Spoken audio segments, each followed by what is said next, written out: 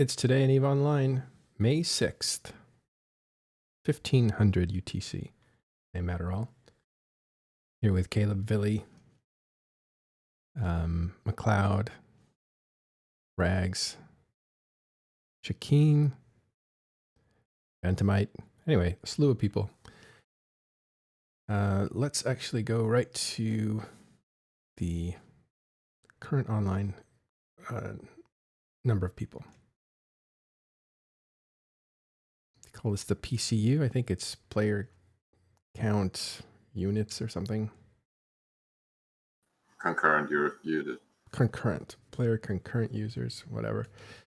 The point is how many people are playing at the exact same time. And it looks like it's not a perfectly smooth curve, which means some people are having trouble connecting. You can see it's a little bit jaggedy. But for the most part... They're still fighting. Yeah. Mitigation. What's that? They're still fighting with the mitigation stuff, trying to make it actually work. But stability is definitely back. Yeah, definitely for the most part. Yeah, it's stability. Well, the mitigation is what you're talking about. So when EVE Online has DDoS attacks, it has like an immune response to it, right? Software that tries to figure out what's a fake request and discern it from what a real request looks like. And sometimes that needs to be fine-tuned. So it could be, some of the problem could be the response to the DDoS attack, knocking legitimate players offline. So that's what they're trying to work out.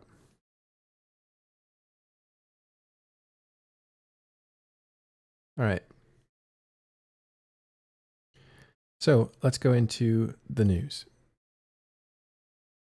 At this moment in the last 3 hours, looks like there was some LXQ action in Ethereum Reach. That's kind of typical. That's Horde's area. That's where they invite in people to fight in that system. And yeah, I thought there was something in Onan and nullsec. So there might be something there. 50 ships have exploded in the last 3 hours. Last 24 hours, the outlook for 00 is the top 3 are in this order: Delve, Catch, and Feythabolis. The numbers aren't gigantic, so won't go into that. In Empire region, this is interesting. Sinq Laison tops the list at 3,400 ships destroyed, beating Lone Trek and the Forge out. So that's interesting. I have to figure out what's going on there. The actual systems that are most violent in the last 24 hours are, and this is why Feythabolis shows up as number 3 on the list, the system ZID tag in Feythabolis had 218 ships destroyed. And in second place, you have LXQ. We talked about that, 182. Most of that's probably happening right now in the last 3 hours. And then at number 3 is GETAC in Catch, 203 ships destroyed there. In nullsec, in the past 24 hours, you have Tama with 565 ships destroyed, Aonenen with 192 ships destroyed, and Kanaka, 215 ships destroyed.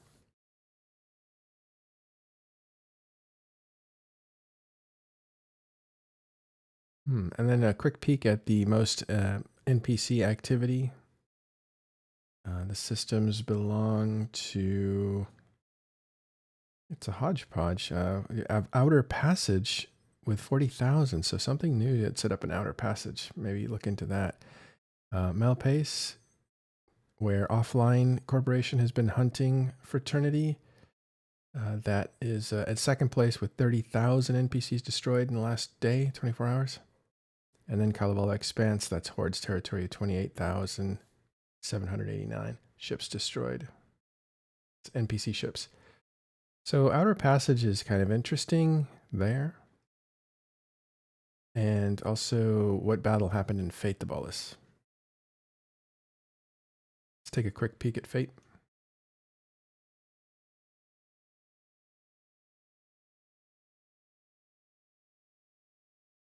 Well, this territory belongs to Evictus.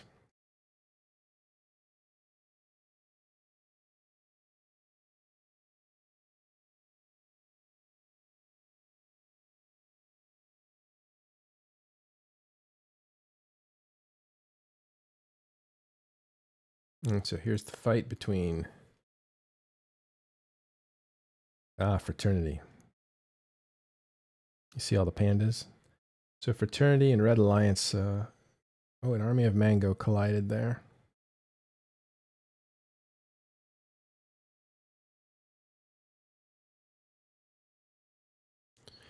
So it looks like about 24 hours ago,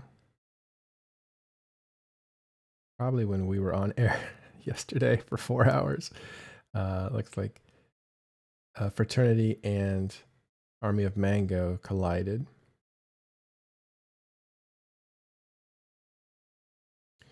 Fraternity lost about 87 ships, and about the same was lost from Army of Mango, so it was kind of a tie. So you had Fraternity, Pandemic Horde, Siege Green, fighting with Legion of X, Death, Moon and Stars Alliance. I've recently heard about them. And Test, looks like some Test was in there, and an Army of Mango.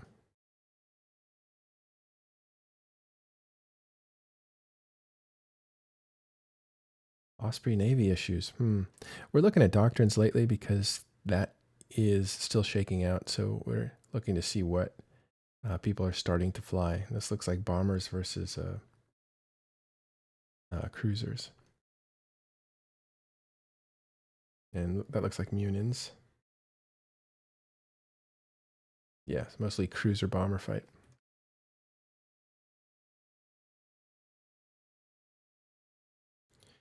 Okay, one other thing that looked interesting was Sinq Laison.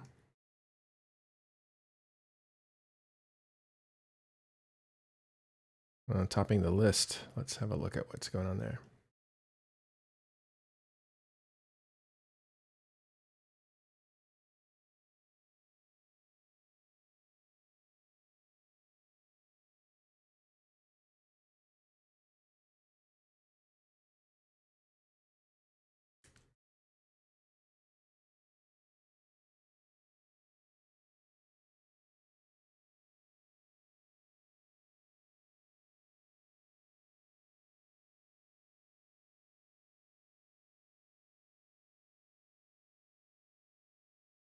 Looks like code, probably.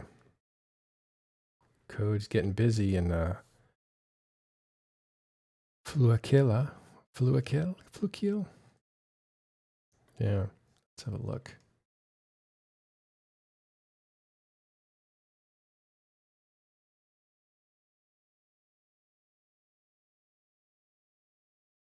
They're just really active in a certain area. So it's not just one system, which is why it didn't show up on a single system. Code is ravaging that central part of Sinq Laison. We'll check it out in the map in a minute.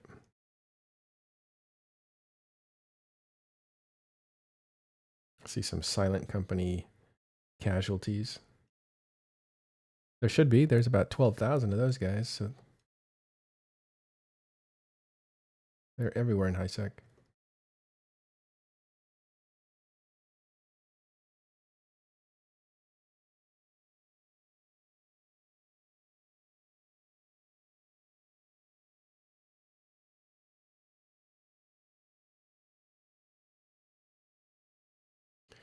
Here's Sinq Laison, I think. Let's see.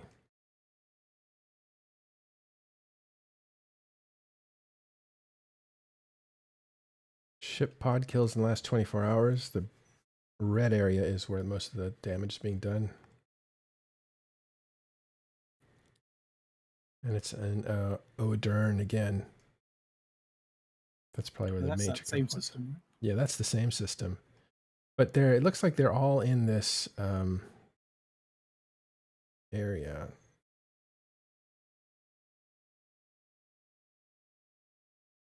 Yeah, okay, so it's basically code killing people in this, it's kind of a research area, actually. And I think was there ice mining in that system? I think we talked about that. No, I wonder what's there. That might be a headquarters of like a group, or it might be a beginning players. They look to be killing a lot of miners, so they might be associated with a certain public moon fracking that's going on that people kind of gather for. I don't know. Something is going on there that code is interested in. All right, that's the news.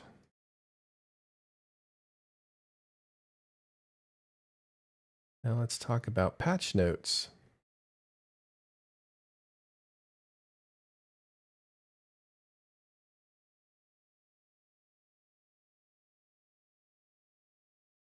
So the patch notes for 18.04 release are out. They were out yesterday.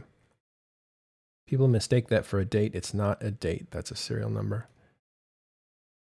It just coincides.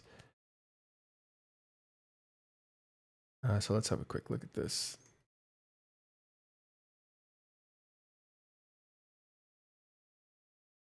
Any of you guys are familiar with this one? Yeah, we talked about it yesterday, right? Yeah, but yeah, Fonsway talked about it, right? Yeah. Okay, let's see. Increased damage for void, conflagration, hail, and rage. All sizes, including extra large, by 15%. Increased long range heavy fighter explosion radius of 50%. Bomb base damage reduced by 20%. Bomb hit point reduction by 20%. And reduced effectiveness of all resistance modules by 20%. Oh, these are the big changes that were coming.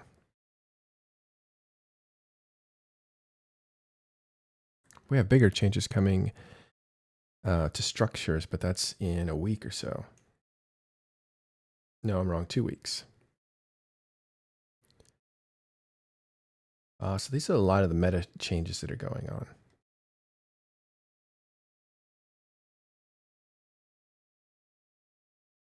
These balance changes are happening so fast, it's hard to remember what actually changed.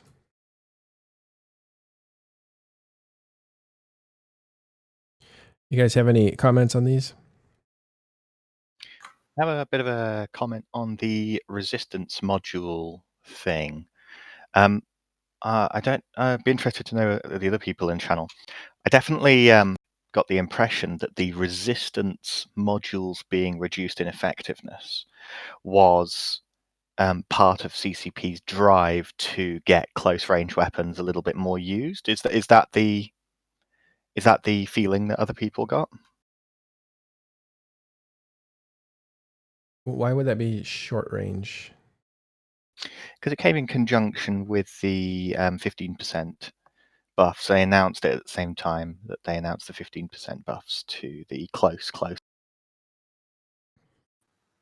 Oh, Part of the brawling. I wouldn't say that the two things are necessarily really connected.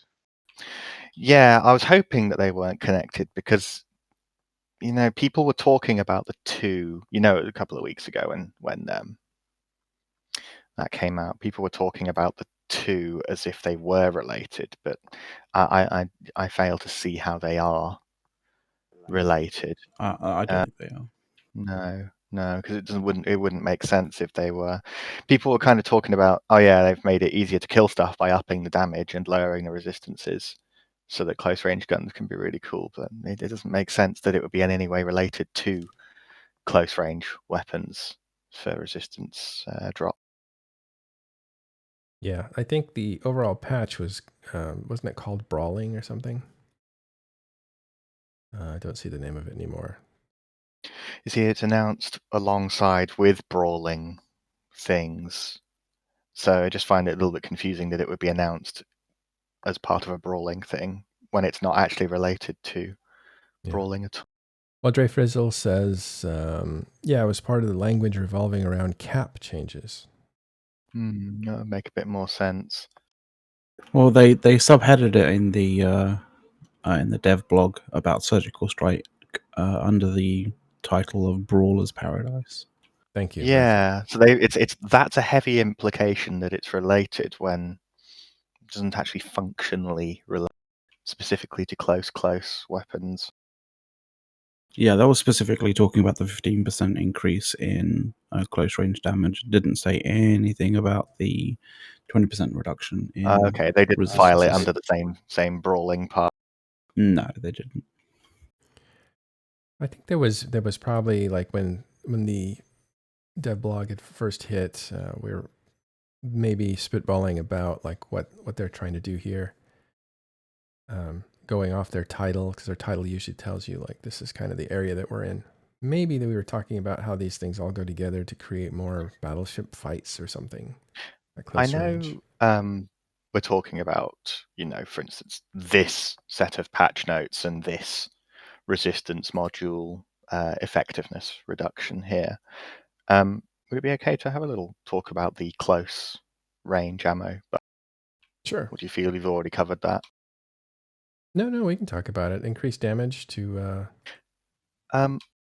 I felt that in the medium-sized weapons, specifically the medium-sized turrets, I felt very much like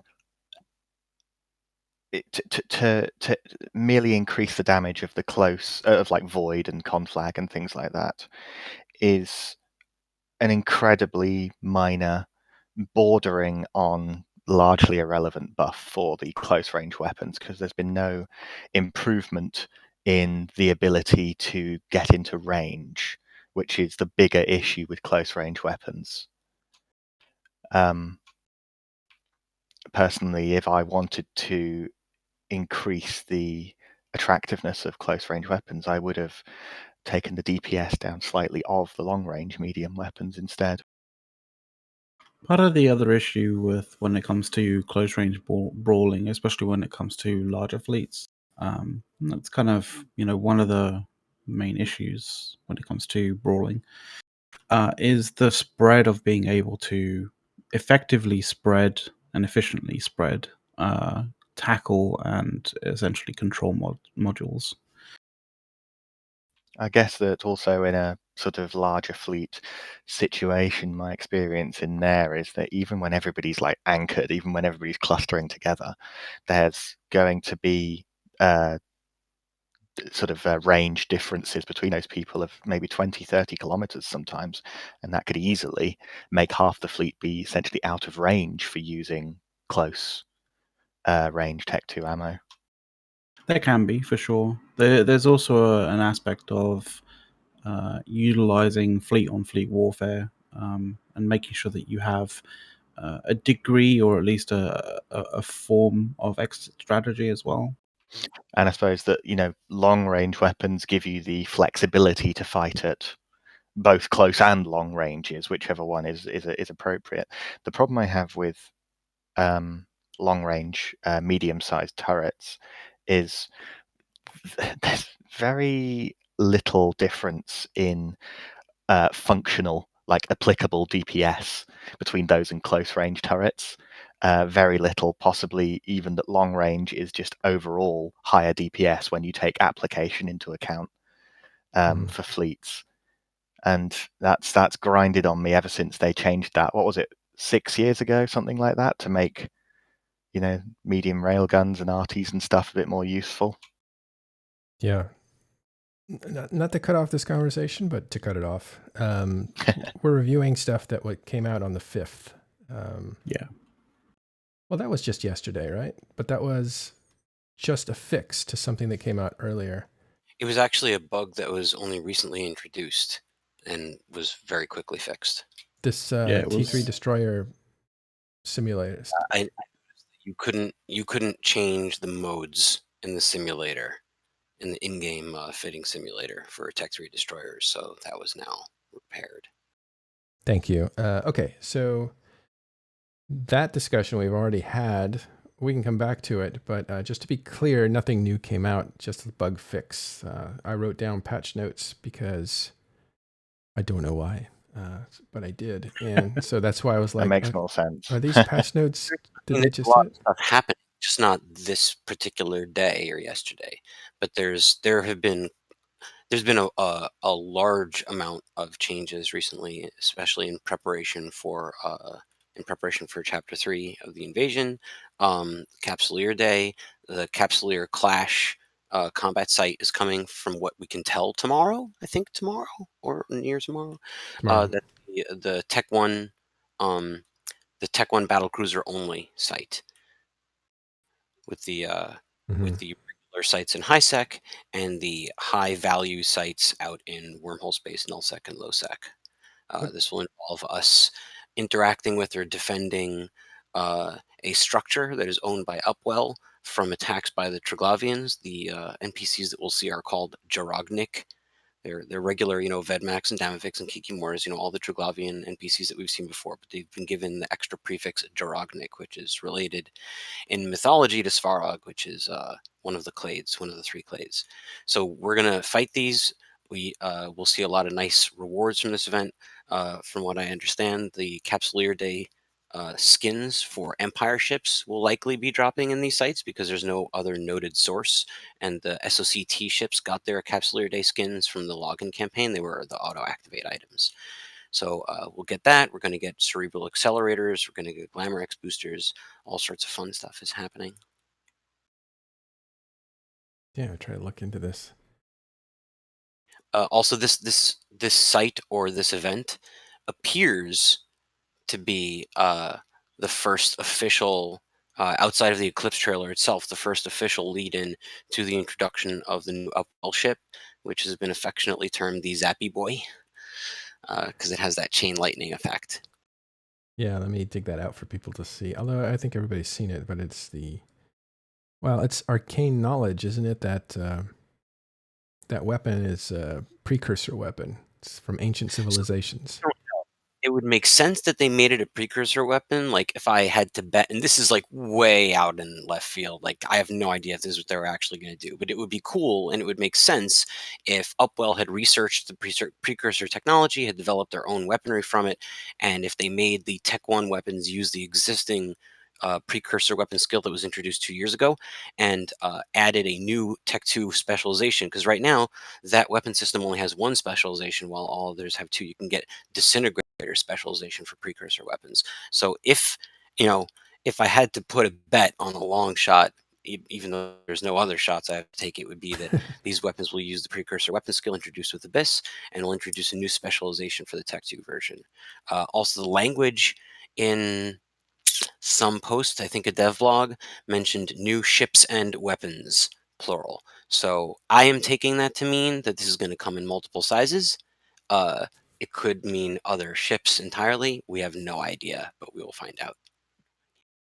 And on your screen now is the Zappy Boy weapon. Although, yeah, I'm not endorsing that name, but whatever. I think Villy dies a little inside each time he hears Zappy Boy. What's the technical name for that? So Word, right? the Tesla weapon or something.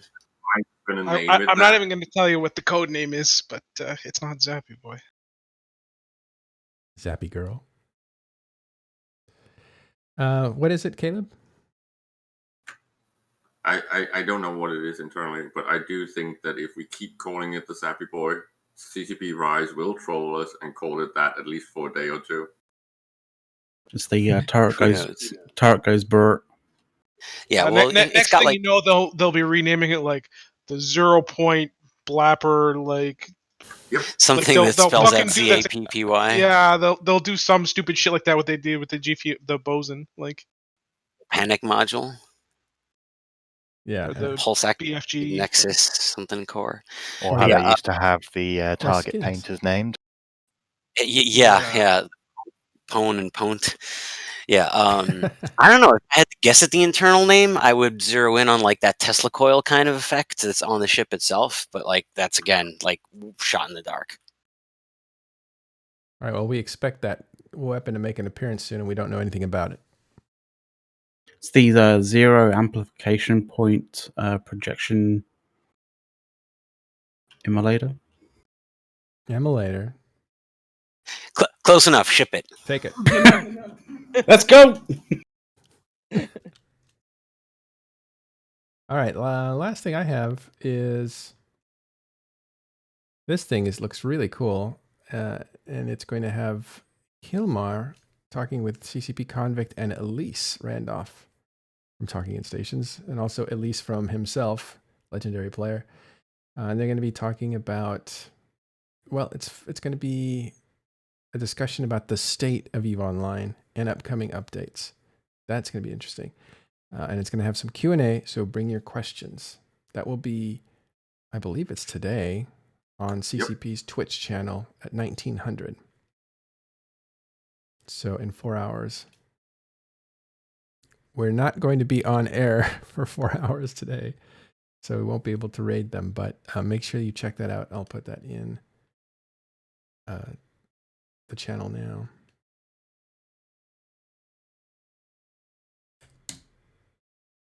Definitely going to be worth a watch and worth a listen.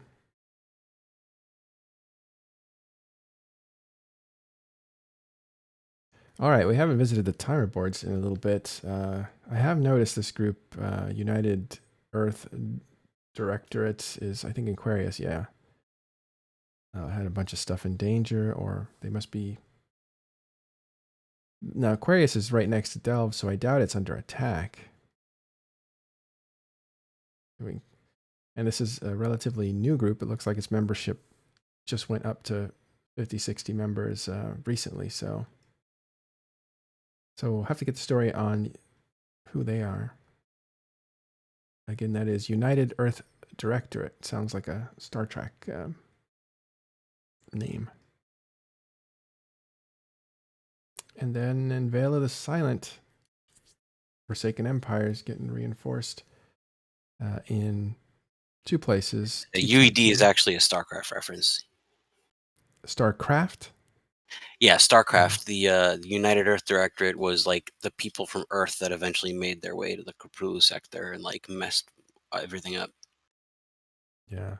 Well, actually, in less than an hour, their first, maybe not their first, but their iHub goes out into vulnerable state in UQY. So there might be something going on there.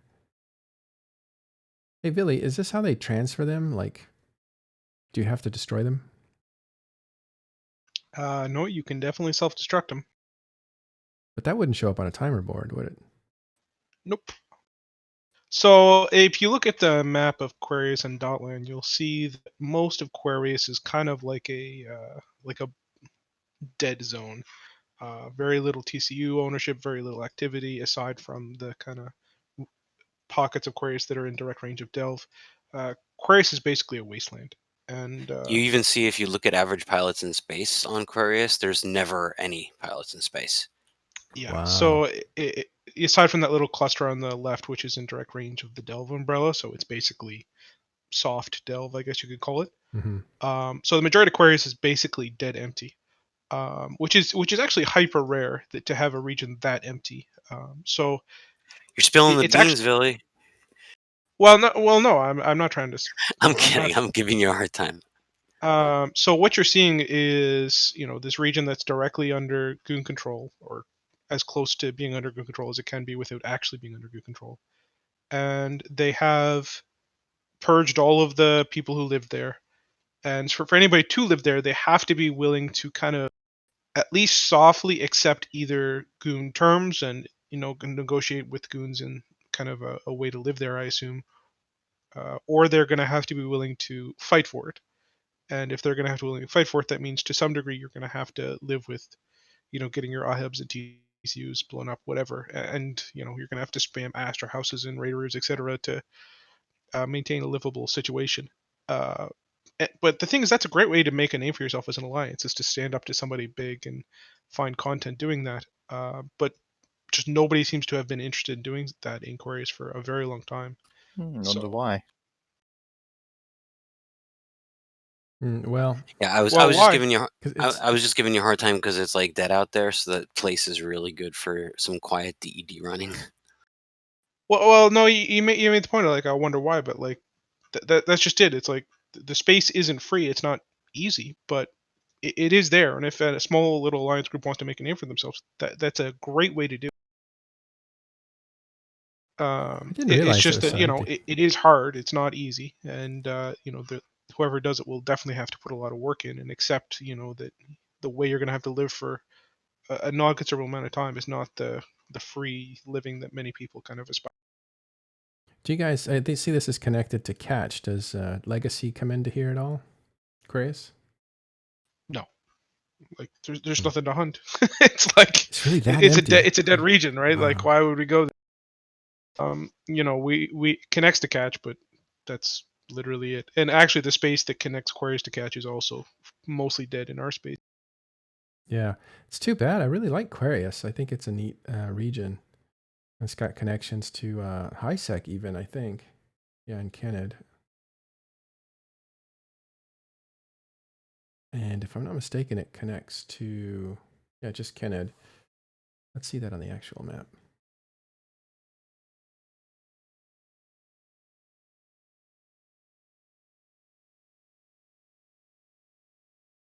You're right here. 2 areas go into Querious. Right, it's not far from head GP. That's what I remember. And that's a supply line going into it.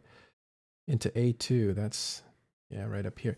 The thing is, I always think Aquarius is attached to Delve. So you're under the influence of Delve. And normally it's kind of, well, when NC Dot was there, they rented it out to, I think actually NC was sitting on Quarious as well. So back about the time that the jump changes came in the form of the freebie expansion, NC Dot owned Delve and Quarious. And this is when the Reavers were invented. They came to Quarious to kind of ravage the place, and they did a really good job of it. But it was definitely like, I think it was like where you did your ratting and all that kind of stuff, and then it was rented out. And so I guess it is kind of a region that you don't really make your stronghold. You just kind of like sell it off, cut it up into parts. I wonder, why is that? Is it hard to defend?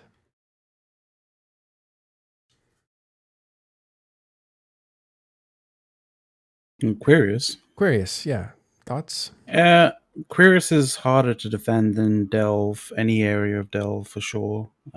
Querious has a lot of ingress points coming in from nullsec, both in terms of direct jump routes, from jump gates, and its ability to be to have capitals jump into it from nullsec. So for the most part, when you look at Delve, Querious, and Period Basis as like a trio of kind of areas, if you were to dethrone anybody in Delve, the most logical way of being able to do that would be coming through Querious. Like Querious has always been the gateway to Delve when it comes to sovereignty warfare. I'm looking for an article I wrote long ago about Reavers coming into Quarious when NC owned it. Because I drew on the map the entry points and the progress and that sort of stuff. But yeah, I don't see. EN24 is like, it's got a huge archive of old articles, but they keep screwing it up, and you can't do searches on it by author or anything else. And so the database is kind of useless as an archive, which is too bad. It doesn't even have a search mechanism right now. Yeah, that's awkward to use for sure. I mean, you're just killing its utility. It's terrible. It's too bad. A lot of people would wonder, like, beachheading into Delve via OneSmeb, for example, from Iridia. But beachheading into one system, which isn't a jumpable system from one to the other, like, it's a difficult thing to do. If you check security, then this is what somebody looks at when they want to, at least it used to be, and correct me if I'm wrong, but the deeper purple it gets, the less secure it gets from an NPC perspective, which means you get the stronger NPC characters. So if you destroy the stronger NPC characters, you get more expensive loot.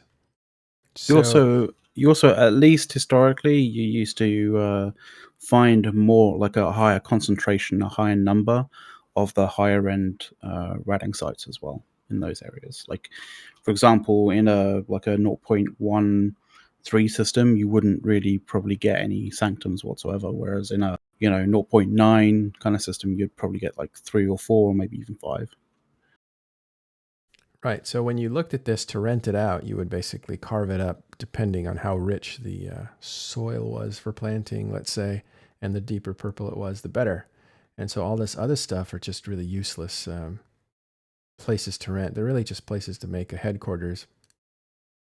But if you're out Yeah, there to make money, plus the other thing is if the system is in a pipe, as for example, all of that all this stuff up here, those top systems on the Mhm. top of Querious, going round from central to left, those generally are much less preferred for renters because it's potentially a well-traveled route. Yeah, it's like building your safe house or your house next to a really busy road or in the middle of the freeway or highway. People are always going to be coming through. You'll always hear traffic, et cetera, et cetera. And then you have these little enclaves, or what would you call those? What do you call it when the road ends? I forget the name. Oh my God. Well, like in a cul-de-sac. cul-de-sacs, Cul-de-sacs, in a real life sort of sense. Like this here. Yeah, This one used to get people tend rented to out. call them pockets. Oh yeah, pockets. Cul-de-sac. Thank you. Oh, hey, that's Elise. Dude, we're looking forward to you, Hilmar, and Convict later at 1900 on CCP's Twitch. That's going to be awesome.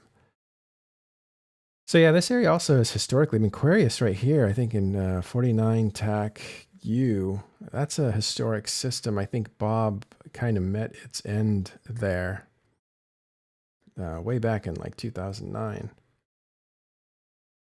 That system is used to project into catch. That's why it's one jump out from catch. That was also the site of a massive super cap battle on Serenity server, which was actually larger than BTEC-R.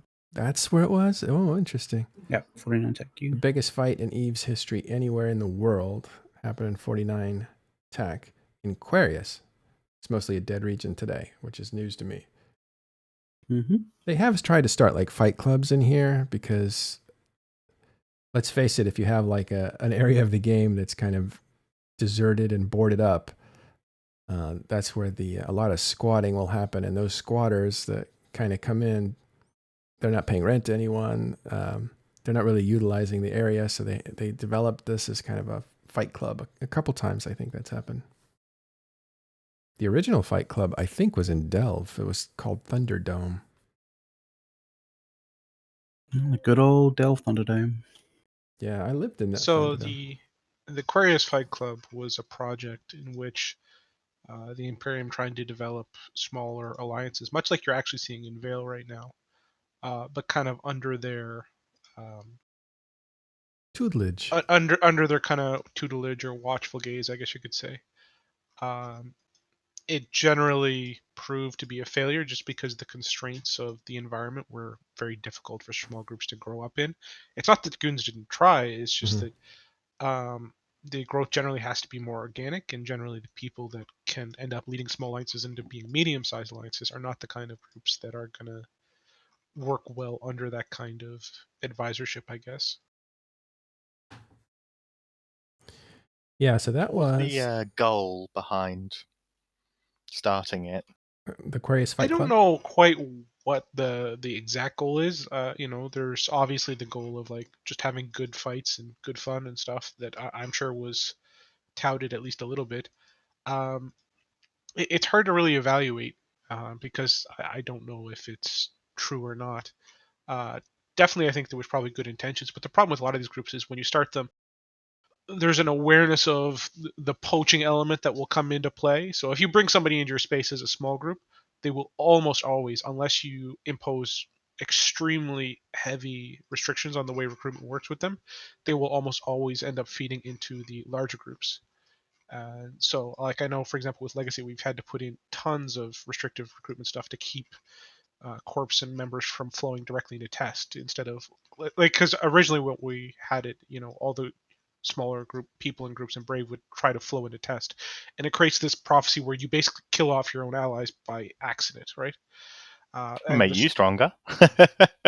It makes you stronger in theory, and in the short term you do get stronger, but it you effectively are killing off your allies, right? So it becomes a problem where you're growing at the expense of your friends. So I know we've had to impose those kind of policies, and it's mostly for that fact worked actually. Although in many cases, what's happened now with Legacy is that the small groups have fed into other medium groups. But regardless of that, like in this case with the Querious Fight Club, generally what I observed was that the most successful of those small groups would end up just feeding into goons proper, and I find it hard to believe that they did not know that would be a likelihood and something they would build a plan around, I guess you could say. Mm-hmm. So something that looks like, hey, we're doing this for the good of the game. We're going to allow these little guys to live here, and we're not going to destroy them. They can fight each other. It'll be a fun place because we're cool like that. There's also that. There's always a second story to that. The benefit of absorbing those people when they decide, like, yeah, this is a lot of fun actually, and now I have enough experience to join a bigger group that does more dominant fights. So I think I'll just look around. Oh, right here is the benefactor of this place, Goonswarm. I think I'll join them. Well, there's also a level of tenacity that's almost expected of you if you're in a smaller group that's like trying to fight its way into nullsec in some way, shape, or form. That kind of level of tenacity is, to some degree, attractive for larger groups.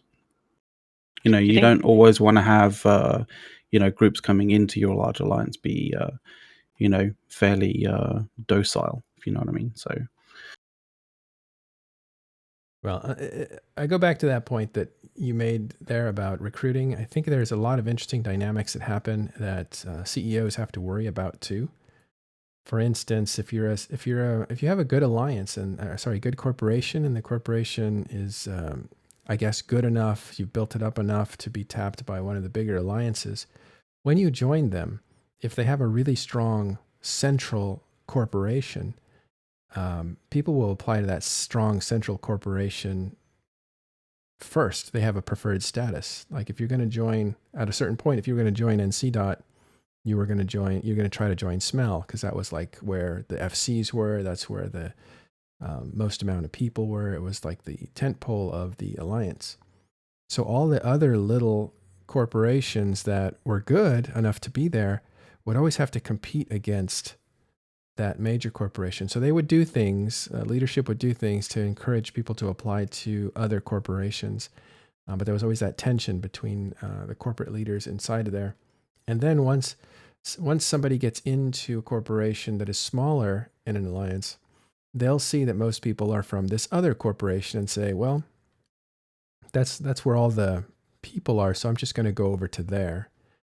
So then probably the new quite recruits a get natural thing in where EVE Online is unique in its do anything you like kind of thing, but it's probably extremely natural for everybody to always want to join the people who are winning, even internally, even within an alliance. You always want to join the people who are winning, always want to be on the winning side. Well, you gravitate to where the action is or where the potential action is. And they're going to have the stronger names. Like at certain points, there are corporations that are historic. Like comes to mind, Havoc is historic. This is in AAA, and that's Manfred Sidious's corporation. I don't know if he built it or inherited it, but there are certain corporations that are like storied that you want to belong to, like Habitual Euthanasia. By the way, I know Elise is watching. He's the CEO of that corporation. I used to always think it was Habitual Enthusiasm. And then I looked at it and thought, oh, they're killing people. So there was an interesting question asked in Twitch chat that I'll try to give some extrapolation on. So XX Janislayer asked, the real question is why groups with tenacity will want to break into null. And it's a really interesting kind of dynamic question because to a degree, most of the groups that do have that kind of tenacity, to a degree, don't need nullsec, but generally they also do. It's a really kind of unique dynamic, because generally once you're a strong enough group, you're capable of being in nullsec, but if you're in nullsec, that doesn't necessarily mean you're strong enough to be in nullsec on your own. So what you have a lot of the time is you'll have these groups that are capable, but they want somewhere to call home. Like a lot of small and medium-sized groups will sit in NPC null or lowsec for a while, and they get really good fights and really good content, and they have a great time, and they grow their corporation or their alliance. But after a while, there's a sort of malaise or boredom that comes with doing that for so long. And part of the problem with living in those areas is it's hard to truly call it home without uh, some investment in the area, I guess. So the drive to own nullsec space is very much about putting your TCO on the map and giving your guys some of the. Generally, nullsec has had the easier PVE, not necessarily the most rewarding, but usually the simplest to do and the easiest to do with the lowest energy investment required. And for leaders of corporations and alliances, there's generally been some level of reward for that kind of activity. Do you not think that it's a terrible shame that there isn't a draw to nullsec because there's something worth attacking to take,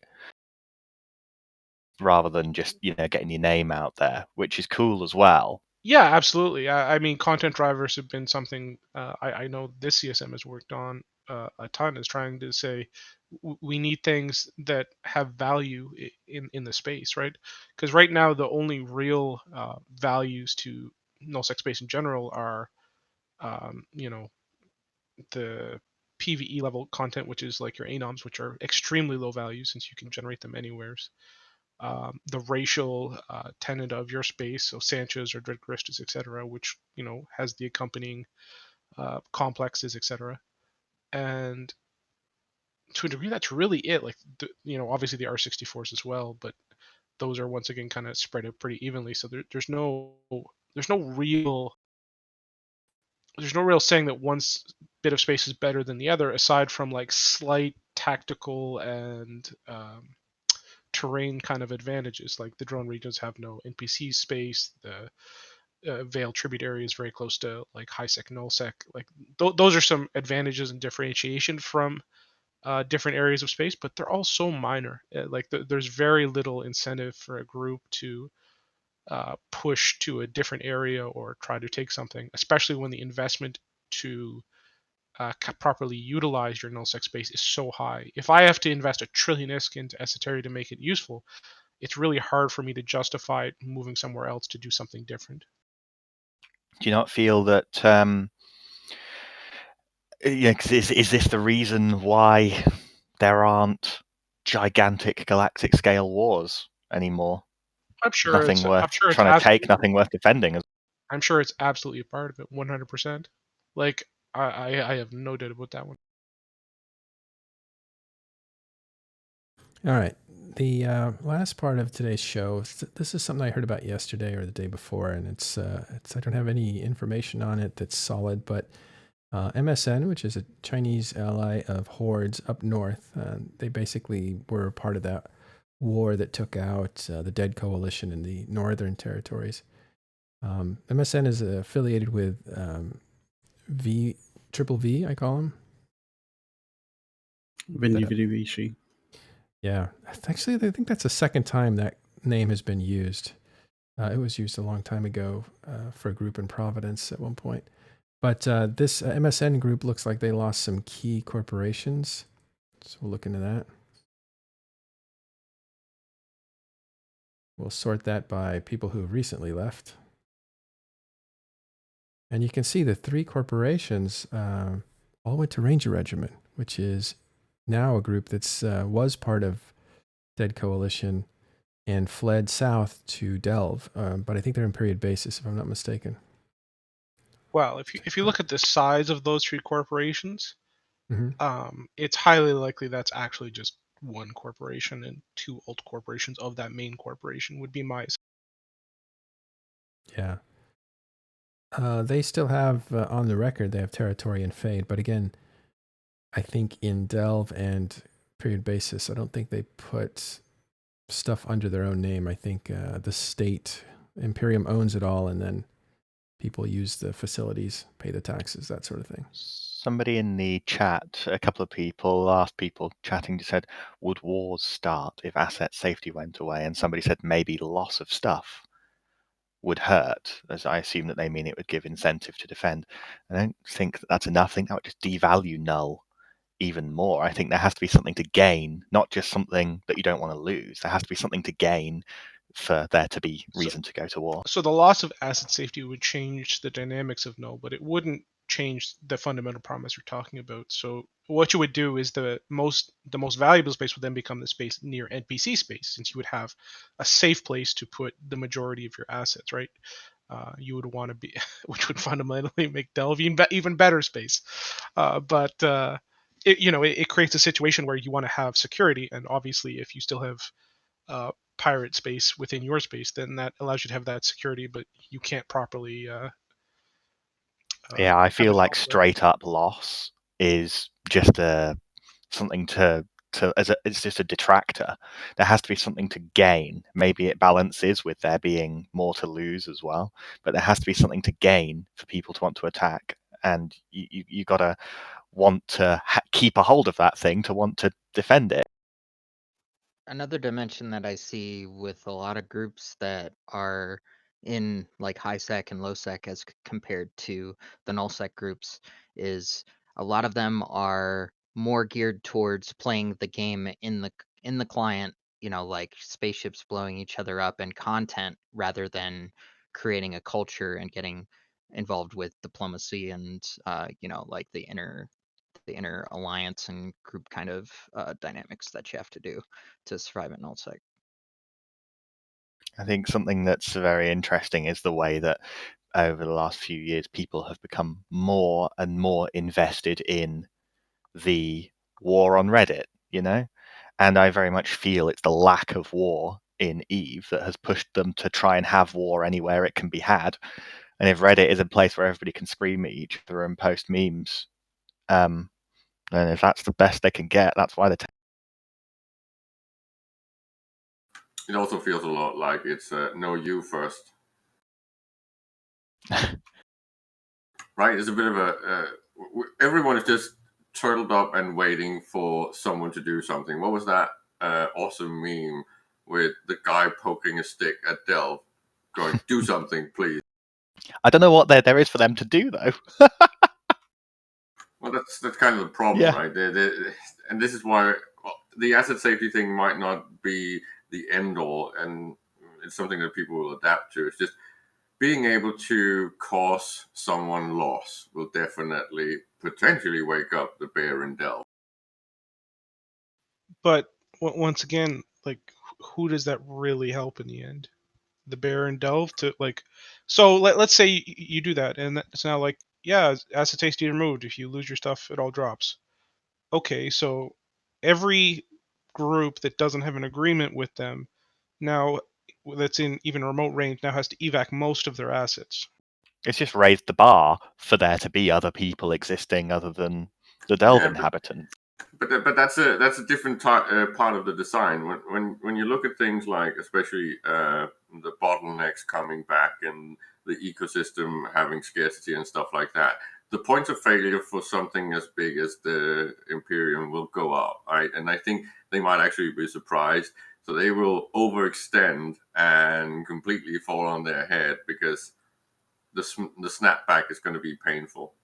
But see, the issue is that falling on their face or whatever in the game doesn't really matter much when they've created a culture outside the game that no matter what happens, they're going to be able to pick themselves back. Yeah, but that's always been true for any organization that has a good social cohesion outside of the game. It's been this thing in EVE since day one.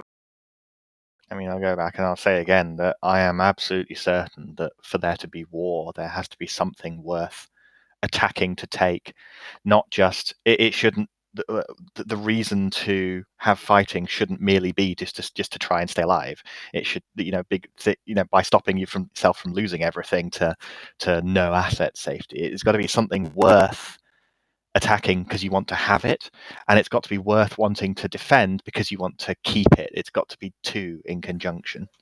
You even need to keep it, right? That's actually the level of incentive you have to have in there. There needs to be a requirement to keep your assets and your infrastructure and all of the things that you've built out. It's like, but again, to Lolanda's comment, right? One of the real features in Eve is this fact that it's almost a bit like seasons, right? So because of the fact that these things exist outside of the client, the incline stuff becomes a little bit like a very long sports cup, right? Where yes, you lost, yes, you got kicked out, now you have to rebuild. And this has just happened so many times in EU history.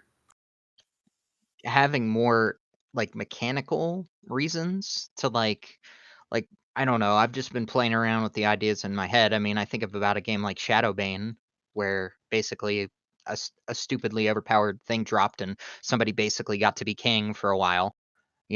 Something like that.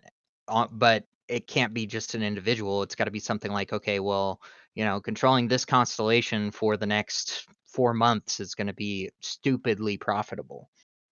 And then Well, let me give you some examples of things that and this is part of the wars problem. So to me, the only way you increase this this reward is by putting what is basically free rewards in, which is something that I say what? Well, a very dumb design. The incentive should never be positive. It's to survive a negative, right? No, that's not true at all. So what I'm saying is that, so let me give you an easy example of something I've proposed.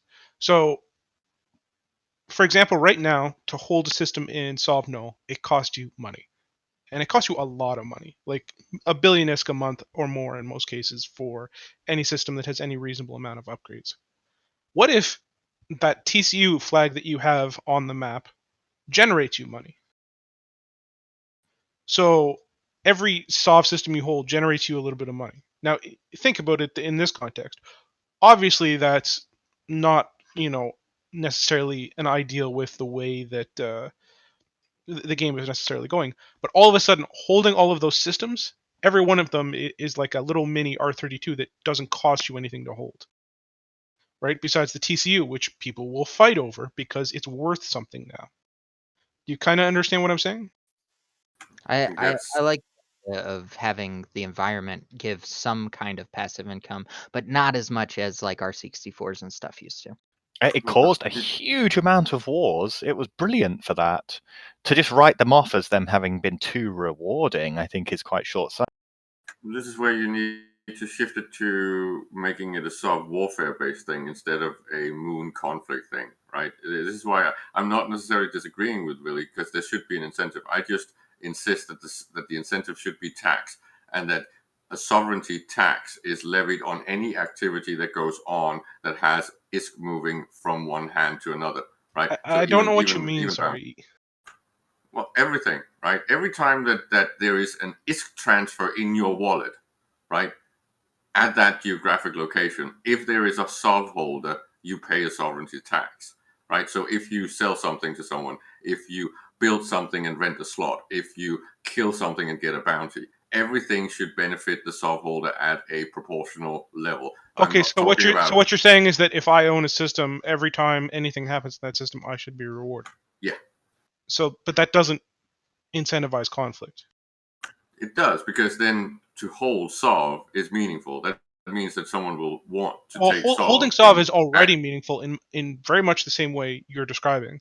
The more people rat, the more mining income we make. The more people or ratting income we make, the more the more mining tax we get. Like these things, like most alliances have actually already built these systems.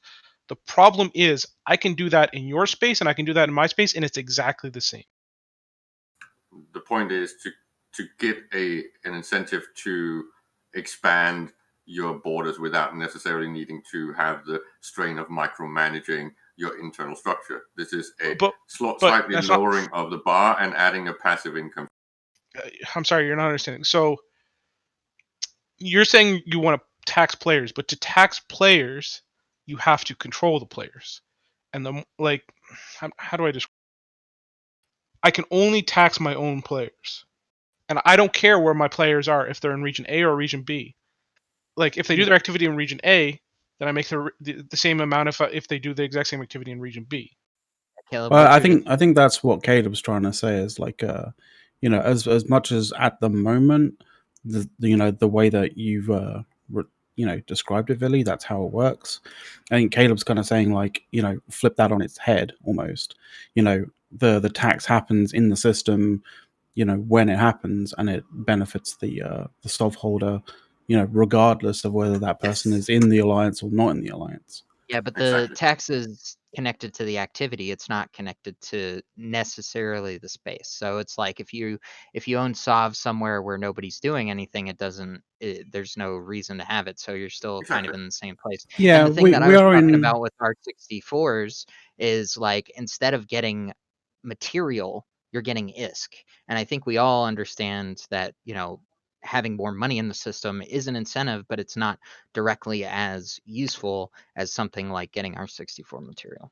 Yeah, Which but means that we it's are in the we are in the territory of what ifs right now, and the kind of the premise of what we're trying to work to is making nullsec space desirable Well, for this someone isn't just to about own. nullsec either. This is also about lowsec and highsec. And I'll talk about another thing I put together because it's very much in the same. Was to take all of the school systems in lowsec, so Caldari Navy, School of Applied Knowledge. I don't know what the hell they're called in lowsec, but to make each of those generate kind of a crew, basically, like which would be a scarce resource that you could acquire from these schools, and then use them to upgrade your ship in ways. And like the thing is, you need to create something in these areas that draws people to those areas, not have a system where people can generate these resources themselves. If the system doesn't generate, like, I'm not describing this perfectly right, but if people can do the work and get the thing, people will do the work and get the thing. But if they have to fight over the thing, then they will fight over the thing. Maybe that describes it better. The point is that a Sov-based taxation system would be really interesting when geographic redistribution starts happening, because then value in the system will be very much based on where, and then what is in that system and what the value is will also incentivize different types of player styles when you're talking about grazers, right? So it is But about what I'm saying is that we taxation. already do that. Were we Yeah. promised geographic redistribution, or was that just talked about? No, it's promised. It's in the roadmap. Yeah, part of the issue with I think kind of where you're coming from, Villy, is the fact that those incentives are static.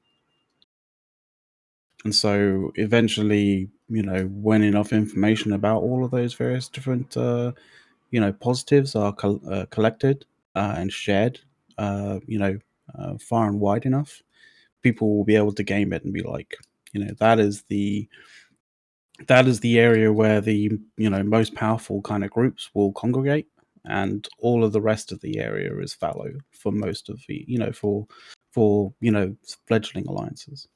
But the thing is, like, you localize those resources. Like we had the R64 system, so we've seen how player interaction revolves around those let's call them wells or whatever you want to call them, resource generators. Yeah, essentially. So boss system with R64s was by far the best system we've ever had in regards to content generation, though. And that's where admin hubs would take over. But anyway, as like getting back to what Vidya's saying, go for it, dude. So basically, we just need resources that are worth fighting over, that have some level of localization. And I just wanted to quickly, ask you this, Billy. Like, when it comes to like basically generating, like pulling out these resources and creating something out of it, we're seeing this a little bit more now with T2. especially with hacks. If the resources were very tightly controlled into areas that, you know, T2 resources for, you know, like Technetium previously. Well, not in that kind of sense, but like, because Technetium was basically utilized in pretty much every single T2 thing at the same sort of amount. But what I'm saying is, like, if T2 specific like faction ships, well, not like I'm not saying like faction ships, So if but Vagabonds like, required a Mimitar space regional like, material or something. yeah, exactly. And, you know, vice versa for the rest of the factions. When we got to situations where there were, you know, meta changes in, you know, introduced to the game by CCP to shake things up a bit, the dominant kind of potentially the dominant fleet meta may shift to basically increasing the value of different areas of space. Do you think that would be an organically advantageous thing? Do you think that would be just do you think that would just promote you know, large groups being nomadic, or like, how do you feel? Well, the problem is that supposes there's a imbalance on the ships themselves as well. So if you balance the ships appropriately so that each race is properly balanced, then the materials in themselves should end up being balanced, right? But if you imbalance the ship so that one, you know, let's say you can only get the Tengu from Caldari space, well, then the Tengu is broken, which will cause the minerals to become highly valuable. But that's a problem. We see this exact phenomenon with the fact that Sancha and Garista's relic sites are valuable and the others are not, because the salvage items that come from those happen to be for more valuable things. I don't think that properly describes the point I was actually trying to make. So that, like, if the Tengu is broken, then those Caldari sites are super valuable, right? Yeah. But the problem is that the Tengu is broken, not the other stuff, right? No, So, I get that. Their the value is derived. Right. So the goal then should be to balance the Tengu, and if the Tengu is equal to the Loki and the Legion and the Proteus, then all of this, which should be the goal to begin with, then all of the space is roughly equivalent as well. But and hang on. I just want to quickly like, you know, have a rebuttal on that one. Because I mean, I completely understand where you're coming from, Billy, because the idea of, you know, balancing a game is to sort of get it into an equilibrium where, you know, no one thing is truly overpowered, but each have their own kind of like nuances, and there's sort of almost essentially like a rock paper scissors situation going on. But that doesn't generally tend to happen in real life.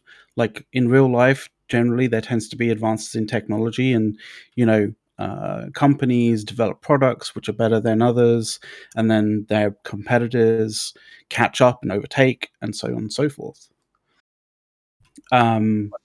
Would it be kind of like life? Like, would it be?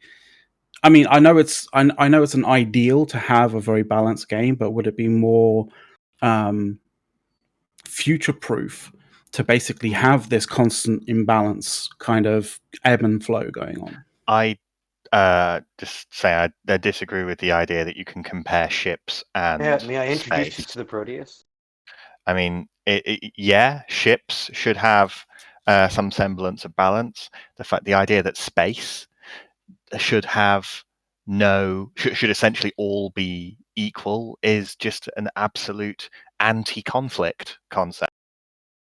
But I don't think that you can have shorter, like, if we're talking about conflict drivers, we're talking about things that are kind of like medium term things that would hopefully be some kind of resource that wouldn't completely imbalance the way that the regular parts of the economy, and I think we're talking about the regular parts of the economy right now with, you know, like ship balance and that kind of thing. I mean, I would think that it would have to be something that would be alongside of that, instead of having to say, okay, well, we're going to make this Minmatar ship the big meta for the big groups for 8 months because we want to shake things up.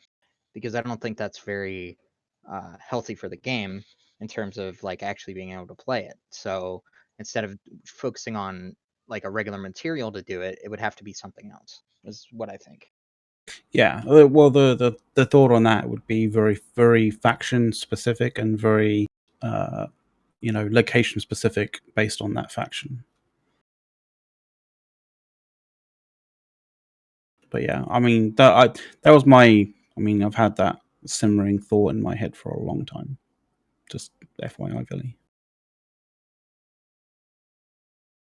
Because I mean, when are wars really based on pure economics? I mean, all the great wars are based on I don't like that guy, and that guy did a mean thing to me, so we're going to glasses. No, wars are very much usually based on things to gain rather than just needing I'm to talking about rely you on wars. feeling. I'm not talking Yeah. about real wars. No, I'm talking about both.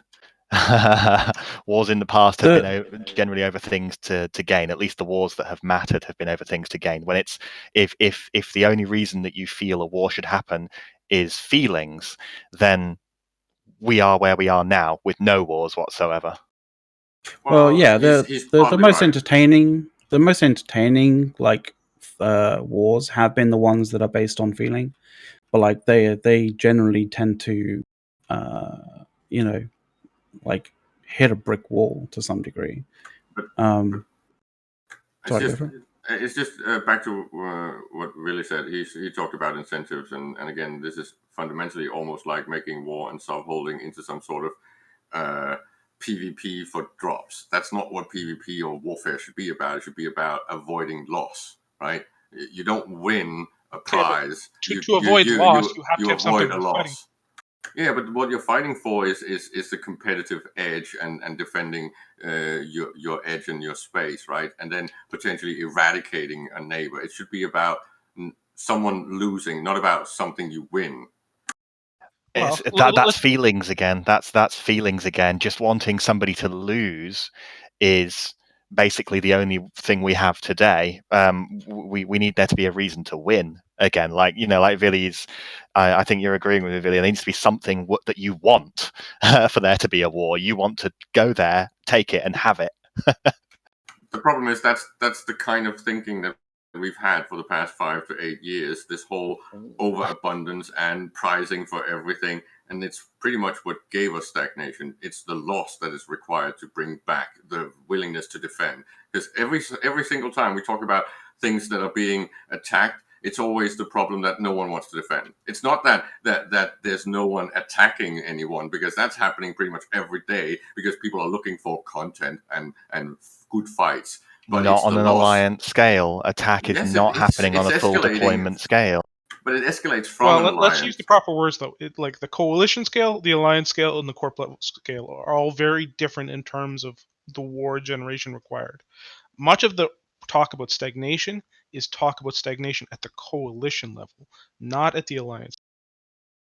Can we all agree on that? Well, at the moment, I'm not really seeing any alliances going to war over anything that really matters. There's lots of alliance level war based around the Vale and Tribute area right now. They're just fighting for fun, or no? It depends on what you. It depends on what you value when you're trying to attribute what matters and what doesn't. And the problem that could be vastly different for one group and another. The problem is like with the comment in chat, right? Listen, I'm not kicking down anybody's store unless I'm getting paid. That's not warfare. That's raiding. That's Vikings. That's not invasion. That's not defending your country. It's not that's warfare. Because there's nothing to invade and hold on to that you continually get gain for.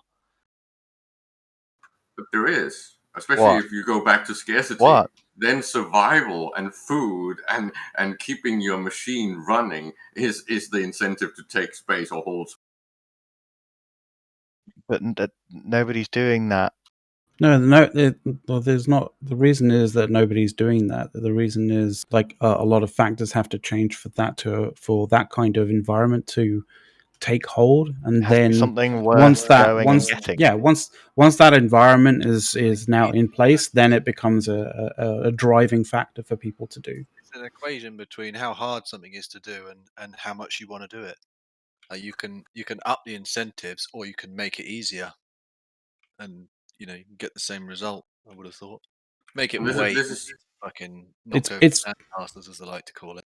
Then you don't need a big incentive to knock over the sandcastle because it's easy. and this is back to infrastructure and upkeep and And then all of that, right? the only thing that it makes it hard should be the enemy and what they can do with their spaceships, instead of the mechanics and the citadels and all the other shit that makes stuff hard. It's all designed for The turtling rather geography than that for makes it really being attacked. easy for all the vast coalitions to bring all their might to bear across their vast empire with relative ease, thanks to the jump bridges or whatever you want to whatever you want to blame it on.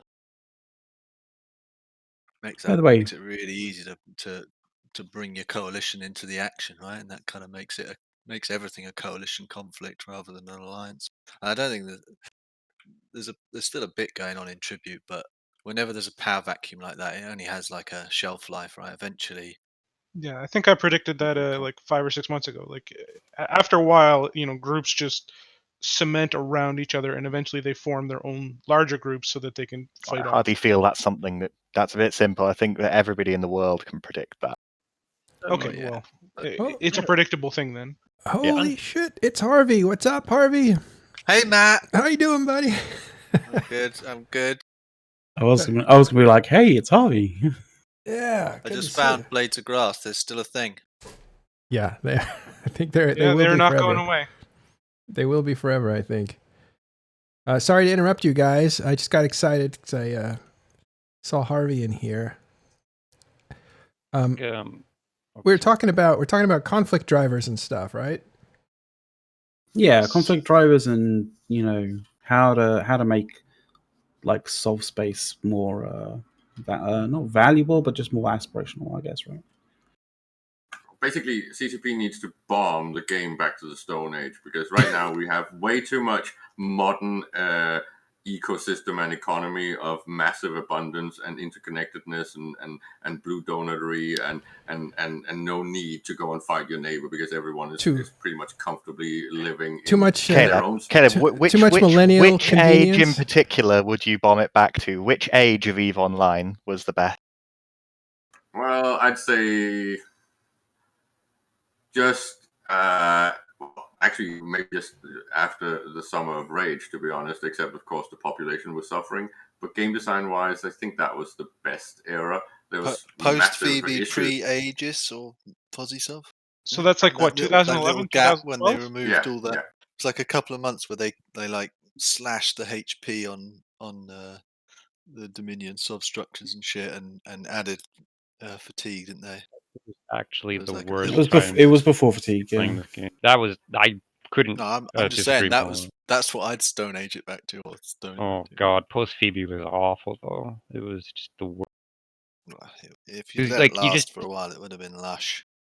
I think they didn't go far enough. But then again, I've said that about Blackout as well, because they backed down on the freighter runs, which allowed people still to bring stuff in from Jita into their kingdoms.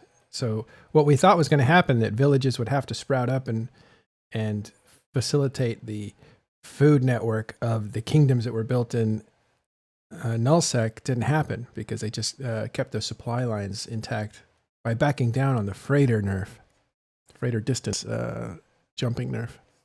Hey, Matt, I remember when everything had to be transported in 85s. It was glorious. Wow, it was the 85s days of the and pirate. I don't know if you remember that. It was 85s and Thanatos. It's not just 85s.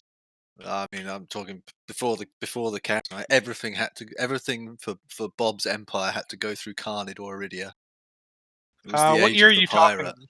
I don't know, 2006, 5 or 6. Yeah, we had freighters back then, and there was also carriers with 85s in them, because I was in the same area.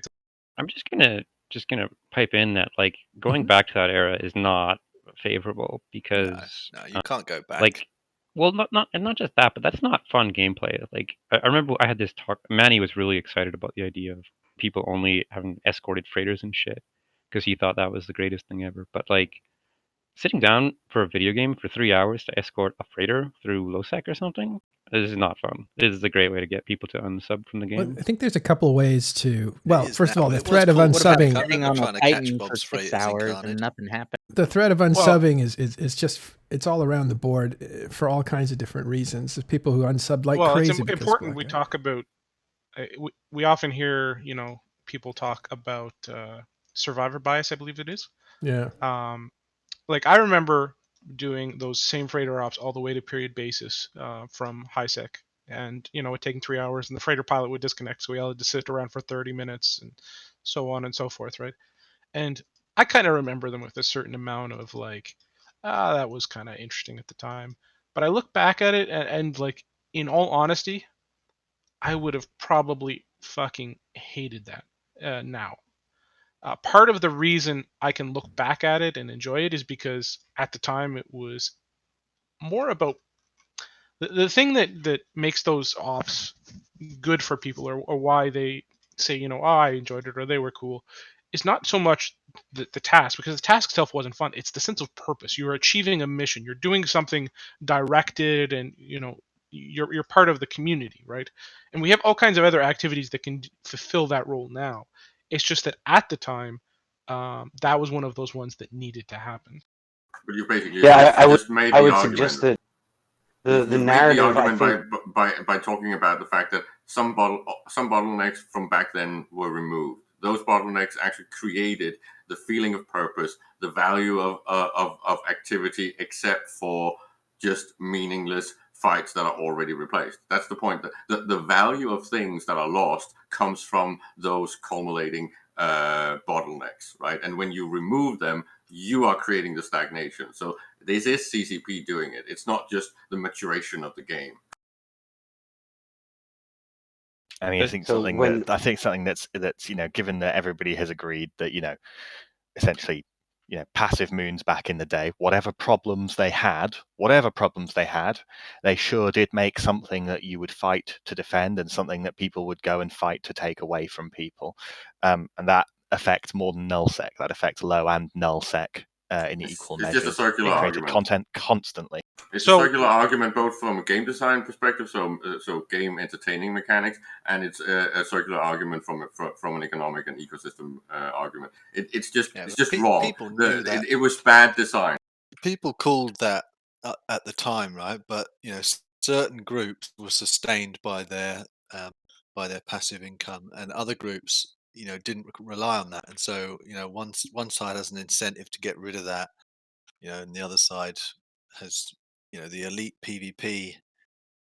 That's what they used to call Bob and PL. Your elite PvP, haha. It became a game of Marco Polo, right? Died out basically, pretty much. It was just an elitist Marco Polo game where someone was passing a ball between them over the heads of everyone else. It was just not good design. It was about specialization. What R64s allowed groups to do was to specialize in PvP, because it meant they did not have to spend their time in the farms and fields. They could be just soldiers. So it took a bit of sort of extra administration, given that people weren't just directly making the money themselves to sustain their ships, but it funded essentially it didn't fund the ships entirely, but it essentially put a discount in the ships that would be used to fight, to take, or to defend those structures. Effectively, it just functioned a little bit like massive tea and sugar taxes in the early colonial age. I don't understand how that's relevant. Because that was the effect, right? You controlled and monopolized, and it was a very but equally, people came and attacked it and took it, which isn't the same. Yeah, but it was just but to say they were monopolized, going back and forth. But no, that's not true at all. Like the R64s changed. Most R64s, aside from like a very few, were traded back and forth and back and forth and back and forth. They were fought over. They were defended. They were attacked. They were defended. They were attacked. They were lost. Like if you lived in a I'm pretty sure, if I recall correctly, there's maybe a Dispro in Ermelin, or like right next door to Ermelin or something. I remember being in like 4 different groups over the course of a decade, all that attacked that R64. I remember holding that Disbro at different times, like, because brilliant at different times. That's fantastic. It means there was activity backwards and forwards with it. Brilliant. The point is you're missing out on the fact that if a similar design balance was done with moon mining, right, the effect would actually be a lot better, because the conflict over these things would spill over to the value of all the other moon types. So it's not just this single item that everyone is just fighting over. I don't know what you're But saying. there is It's some mercantilism. It's chasing gold, and it's just dumb. but there it was brilliant. It's not dumb. It's brilliant there's- for but like there's- 20 people in the game. But there's mechanics in the game that like basically add a lot of inertia and a lot of weight for that not to happen at the moment. Like, you know, when we're going back to those kind of days, like we're going back to the era where, you know, the income generation of that was passive, so there wasn't that much interdiction going on.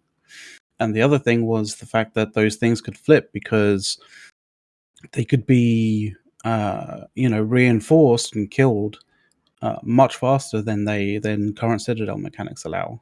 Yeah, I mean, Citadel So- mechanics are they just really hamper a lot of things. Like just the simple fact that it's 26 minutes, give or take. I think it's 26. Maybe Billy knows the number better. Yeah, I but, think that sounds correct. Yeah, like, so I remember, so at the, when goons were invading... 26 minutes to RF something is not the problem with Citadels. Well, it's one of the problems with So, Citadels. to me, the biggest problem least with important the problem to do it. R64s is both the fact you have to hold an R64 for almost a month to get any real value out of it. And the second is then that you have to commit high value resources just to extract those resources. Right? Like, that's fine. It's just that economically, it makes a lot more sense to have the labor-intensive aspect that you have from moon mining today, because then the chasing Caleb, of it's a moot chasing, point, because it did work in the not. past. Yeah, and that's fine. But the point is that you want the other stuff to matter as well, and that was the flaw of the old system. When you make this labor intensive, when you move the labor force onto R64s, right, then the value of everything else goes up and the value of R64s goes down. When you then start attacking it, then the R64 value goes back up, because you can't source from it, because you can't put your labor force, and then the rest goes down because the labor force moves. This is really about two completely different types of economic systems. And it involves people at lots of different parts of the supply chain, and Exactly. 13 And hold on, something we've people got to keep in passing the mind is that the Thanks for goal of Hold on, guys, one at a time. the most it moves the R64s from being a game that's being done by 50 people to a game that you've has drunk to the Kool-Aid, comrade. The No, entire that- empires no, and that has coalitions to- were fighting over it. Everyone in nullsec was involved in Technetium at one time, and lowsec. Dispro and but there lowsec wasn't as well. there wasn't any counterplay. There's not any there was. They interest were there was. saying, fighting each hey, other. Yeah, I can come and mine okay, it. right. There's nothing. Actually, there was the way to take counterplay, the moon goo was to fight and take it for yourself. That's the counterplay for it. well, there was all kinds of counterplay actually to the old R64 systems. You had choices between reinforcing the POS, capping the POS, camping the POS. If you killed the Siphoning the POS, POS. you could God, siphon the siphon. POS. You could reinforce the POS if they came back and repped. This is important to remember as well. They also had to come repair the POS too. It wasn't just an auto repair. You know what one of the worst things was if you had a POS in a hostile system, like an R64, I actually had this for a while. There was a Sino inhibitor in the system, so I couldn't bring a jump freighter in. So everything had to be done with it was the trade-off essentially between ease and defense on that one there. There was no shortage of ways to attack R64s. Yes, and something about interesting difference between Citadels and fighting over R64s is Citadels. Even if there's just one dude inside the Citadel, he can harass your fleet and make it a chore to do it. Back in the old days, back when I were a lad, you used to have to bring pilots and ships to defend things, or to at least harass and slow people down, not just let the Citadel do it by itself. I don't know totally about that one. POS is used to I know I'll be Death blunt. Star POSes existed, but they were not on the same level of automated harassment that Citadels are today. I totally disagree with that, because at least POSs actually automatically shot you. They're like, to be fair, like you do have to bring a gunner at least and sit it. So what's the problem with knocking over an Athanor versus knocking So over a POS? here, Like, if I knock over I your know the R64, mechanical difference, but it's so like, is it that much more onerous? yes, so if I knock over your R64 moon, I now have to sit on that moon, start a extraction cycle, and then wait for that extraction cycle to finish. When that extraction cycle finishes, if that moon is not within my sphere of influence, directly under my umbrella, I then need to bring in high, how do I describe, like either Rorquals or Hulks or whatever, to come mine it, I get requiring it. Yeah. significant man hours that does not necessarily, that all of those people could be doing other things, right? They could be mining. But why would they want to do other things except for the thing that's most valuable? Right, but what I'm saying is that the ISK per hour is variable. So if they could be making about the 100 ISK million per hour? We're talking let me about finish my point, please. So if they could make 100 million ISK per hour mining Veldspar back home, if they make 300 million ISK per hour mining this R64, they're not making 300 million an hour. Comparatively, they're making 200 million an hour more, right? So the relative value is decreased. So they have to then sit in that enemy space or outside the umbrella for multiple hours mining under significant risk just to have the chance to extract the value of the resource. That sounds like a lot more conflict to me. But it's not. Well, I mean, It's the yeah, it's value not of this. the R64 goes up a lot when you don't have to put man hours in to then just mine the rocks constantly with a fleet and defending it and things like that. The conflict is over the moon Are you drunk? itself. Hey, No, I mean Take it he's dead easy. right, because the alliance gets a minimal amount of that 300 mil per hour. Otherwise, the guy's not going to mine it, right? The guy that mines it has to make The more money. people The are grunt on the involved, the ground has to more make a load costly of. it becomes. That's just economy one-on-one. Seriously, guys. But Yeah, see, but the alliance doesn't get that increase. No, The of course alliance, not. it's worth fuck all to the alliance. Right, okay, but R64. you say it's bad, the alliance, but here's the important thing to understand. The alliance is an actor in this as well. The alliance needs incentive to do things, because if the alliance doesn't have that incentive, then the players have to provide that incentive. And for a player, many of these incentives and these goals are outside of their reach, so they just don't happen. I mean, the thing is, we have the data. There was then when the alliances fought over them, and there's now when they. And so I don't. Can't compare like that. I'm sorry. I didn't know that a venture was out of people's reach. I mean, the way I think that what people like Villy are trying to say, well, not trying, he is saying, What you're is trying put to it a say different is that way. it's Not it's to Oh, say I'm sorry. that you don't want to you don't want to put the effort in to mine it. That's your problem. That's missing the point. The point is that when the ISK can more in a straight way go straight to the alliance, it means that the alliance gets the money that they can pay for SRP for the people who then come to defend it. So people coming to defend it have something tangible. When people mine it, it's basically only the people that mine it that get the money, thereby having no reason for the entire alliance to come and But to want to Phantomite, come and do it. when the alliance passively mines it, only 5 or 6 people in Eve benefit from it. Only the And do you know Metanians what? get the money. That's a very good point. And the more Is it? successful, listen, the It's more not. successful alliances are the ones that utilize that money to pay the people who defend it by replacing their ships. The people who don't funnel that money back into their alliance members are the ones that aren't going to be as successful an alliance. So It's you universal basic Alright. income, telling and me, it's just not yeah, healthy for the game yeah, you're because telling you're me not that activating players. You're basically making them unemployed intentionally because you just want No, all They the can money. go mine because they anything can else, go dude. mine all the other stuff. They could go to the you're, philosophy. you're I mean, telling me that Don't give us having your killing jobs speech. It's what it well, is. No, if but you're this telling me that involving more systems in the game and having more, ability to interrupt those things or having to do things, and if they're not profitable for the alliance, then maybe alliances shouldn't have to worry about R64s. Well, that's exactly Maybe what's they should happened. just. They don't Well, worry about it. well then, why is Alliances that a don't worry problem? about R64s, therefore, Sure, why is well, that a are they problem? going to fight over? Because then there's no fights over them, which means that if there's no fights over them, there's no If they're content to drive. valuable, why wouldn't you fight for them? Because they're not valuable. We valuable. just went over that. They're not valuable because it takes far too much effort and funnels it only to the people who bother to go mine it. Personally, I very much feel like CCP made moons mineable by players as further encouragement to create alter. I mean, you could have more than one character on an account. Okay, that's not the point he's trying to make, and I don't necessarily agree with him on that point. But the reality wild, is, I'm sorry. if you can make 150 million ISK per hour mining an R64 outside your umbrella, or 100 million ISK an hour mining inside your umbrella, which do you think most people will choose? Inside. Inside, correct. So what happens to the R64 outside your? They're not mined, or only mined by secondary actors. They're capped. Yeah. They're basically Yeah, capped, but left to fallow. Which is what happens with a large number of R64s in the game, right?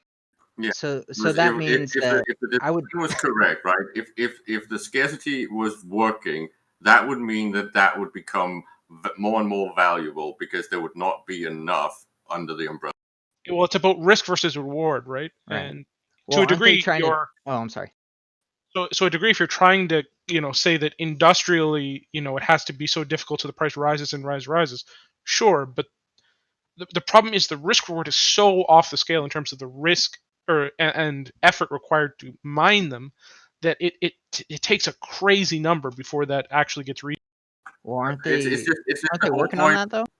It's the point with vertical farming, right? With anomalies. It's exactly the same with if the R64s under the umbrella can supply the entire universe with the R64 required, then there's just too much being dripping out of the faucet. I don't think that's what any of us are arguing about.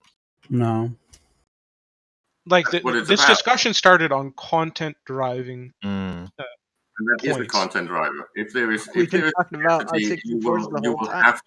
you will have to include more space, defend more space, expand and thin out your umbrella, putting your labor force at risk. When the labor force gets strained and killed by raiders and things like that, eventually you will have to start clearing out the raiders. It wouldn't thin out, Caleb. This is the thing. Like it would thin out if R64s were a constant source, but they're not a constant source. Most groups who understand, how to actually utilize the R64s in the best way, set them at 30-day intervals, and if they have more R64s than they have the capacity to reach them with an umbrella from a single location, then they'll just move the location. They'll stagger the 30-day timers, and then they'll move the umbrella, and then hit all of the moons in the space of 48 hours,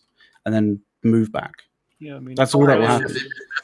That just doesn't mean anything to what I said about carrying capacity. This is the joke that Eric has been laughing at CCP about for 3 to 5 years, right? That the carrying capacity in Delve was so massive that they were really only using about 60% to feed everything the engine needed. That's just wrong.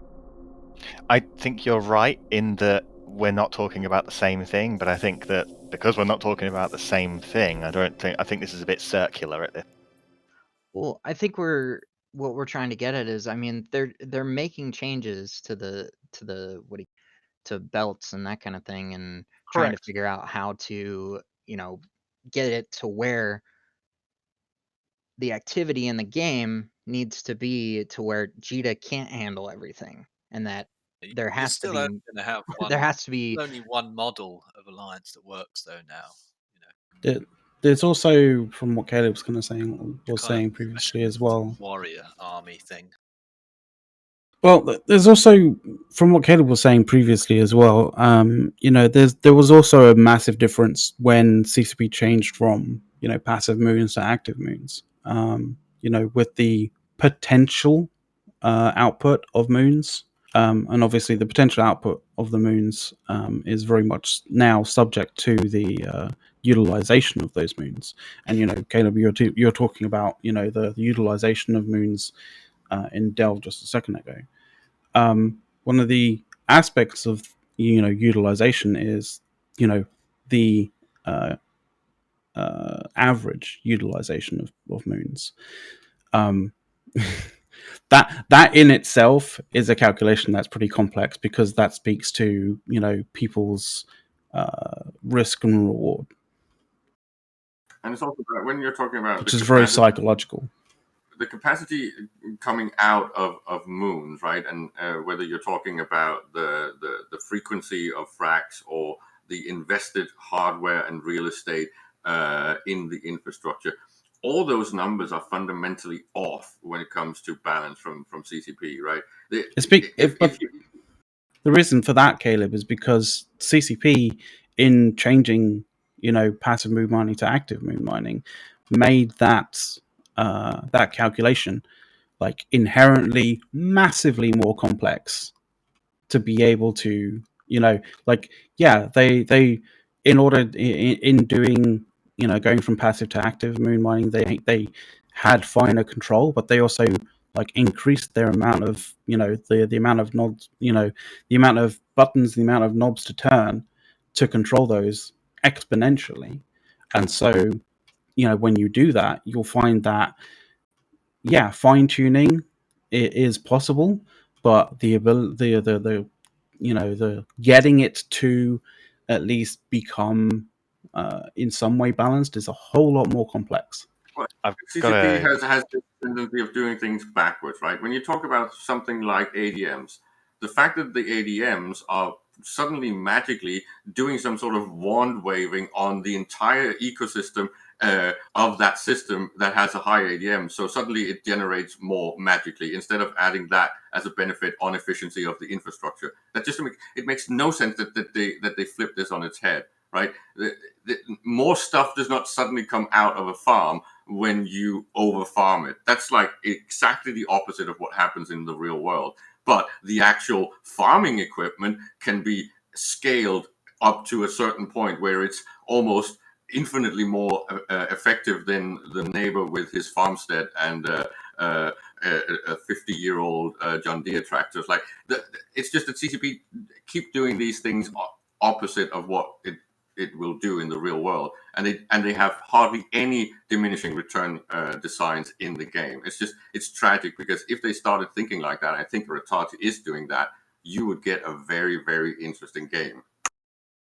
It's been absolutely fascinating. I got to go now, but I just do want to say that I think that we're pretty much all in a full understanding here that the problems that may have existed with passive moons in the past, undoubtedly it was a ginormously better time for people going to war over those items there. It was usually the driving force for invading a region, was the promise of a reward from the passive moons. We don't have that now. We haven't had that for several years. And it is something I've been drawing attention to as a core part of my current CSM campaign. But I got to go. I'll still be listening on. It's fascinating, boys. The point is that you would get this back, right? You would get a lot of that conflict driver potentially back if the value of, say, a moon fracking setup increased proportionally with the actual yield that it generates, right? Then not only are you damaging your enemy if you go in and attack it, you also potentially get a lot of stuff coming out of that granary, basically, right? So you can get all these things back in a much more interesting and granular way, with much more variation, whether you're destroying a moon fracking setup, whether you are destroying an industry setup, and then please bring back the ability to actually have abortion in the game. You have all of these potential things with structures. It's just that CCP didn't really take advantage of their own brilliant design, because structures and moon fracking are, from an MMO standard, really, really good design features. And one of the things that I think is kind of weird about Citadels too is that there's no real hey, I'm going to force taking over this or what is it, Athenor? I can't. Is it Retur? I can't fucking remember. But Tatara, I can't remember, but anyway, any of the structures that you can't like say forcibly, instead of having to just blow it up, be like, hey, this is mine now. You know, it's like, I know that there might have to be some iteration and some talk about that, but it's like, why would you blow up a perfectly good, like mining, what do you call it, a structure just to be able to put down your own? I mean, it doesn't make much sense to me. I mean, I do miss the capture mechanics that we used to have. We used For to have sure. that with stations, but I mean, it didn't really make much of a difference in terms of whether or not you captured a station or you blew up somebody's POS. That really just never was a function of the consideration. I just think it has to do with they'd rather have a big If you don't like explosion it in a than law, have just say something that they would. knew all the passwords to the doors and shit, and you didn't, so it's easier to blow it up and put your own in with your own Well, computer system.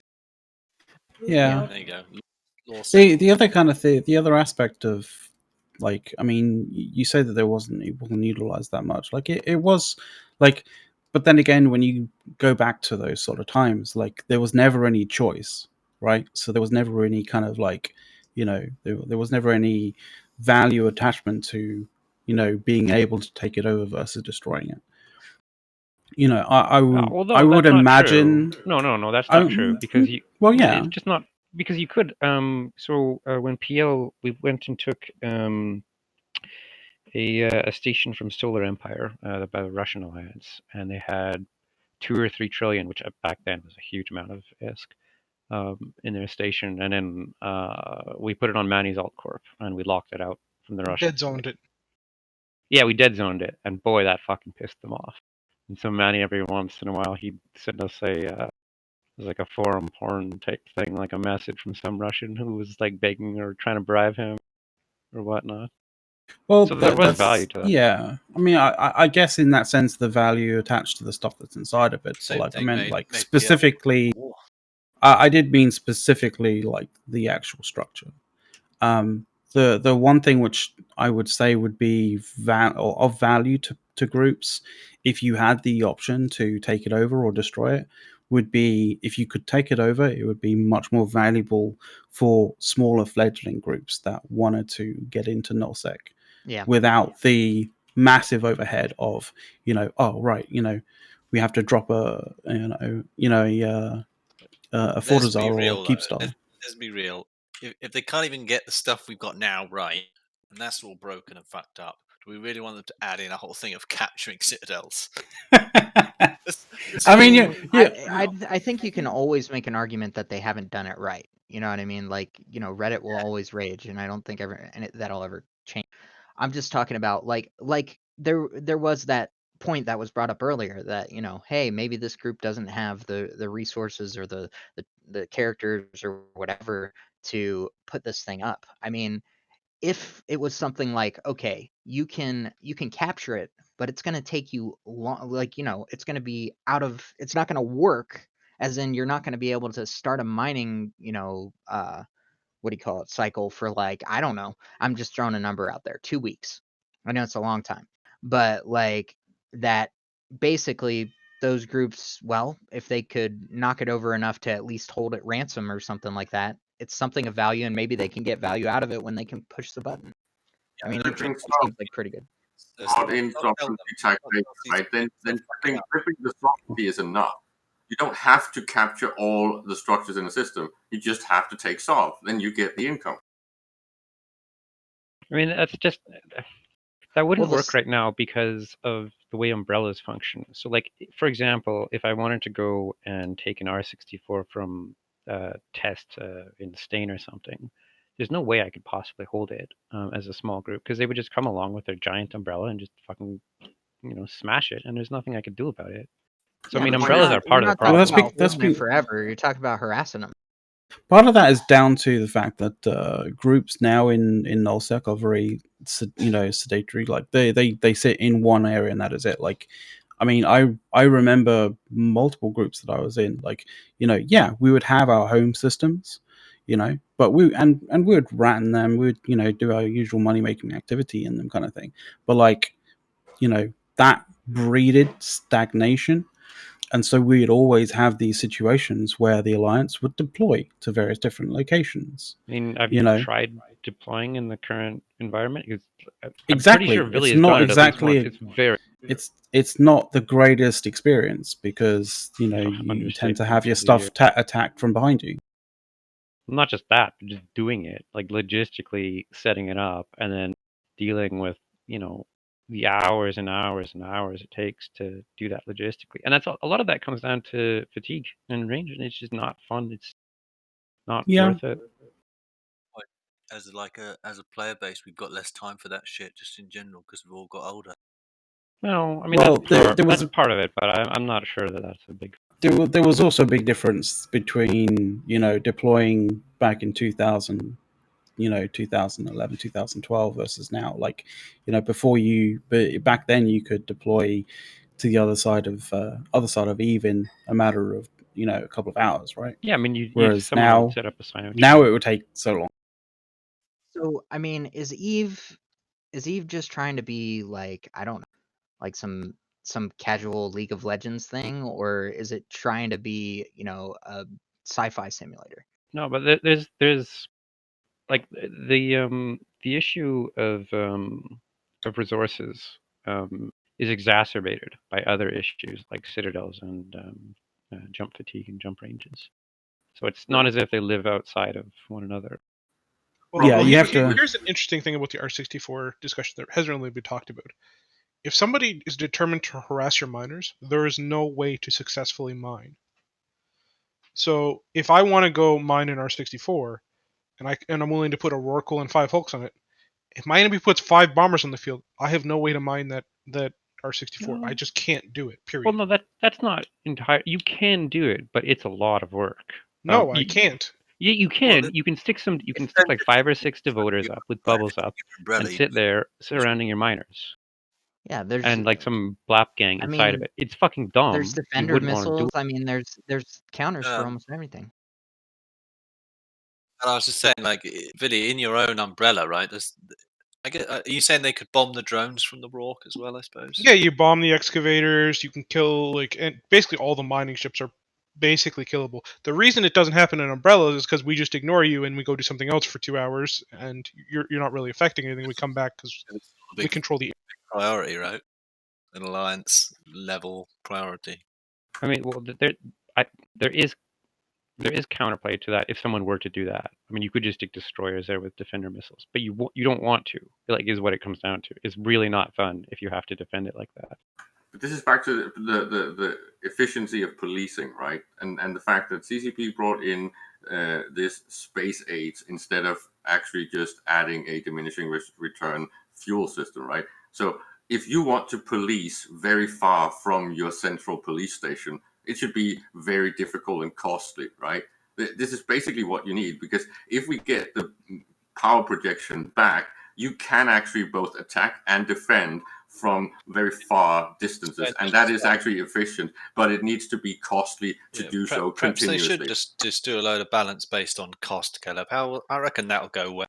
Well, my point was actually quite the opposite, is that it's so inefficient if you do the things required to properly do it that it's not worth doing, period. It goes like well below the ISK per hour kind of generated from doing even the most menial activities. You have to have like 2 guards with defender missiles, and you got to have some devoters. Like the pilot man hours you're requiring to do that are now well in excess of just belt riding in a mirror. That was not really my argument. My point was that. Well, no, that was mine, and you went on some tangent about jump ranges.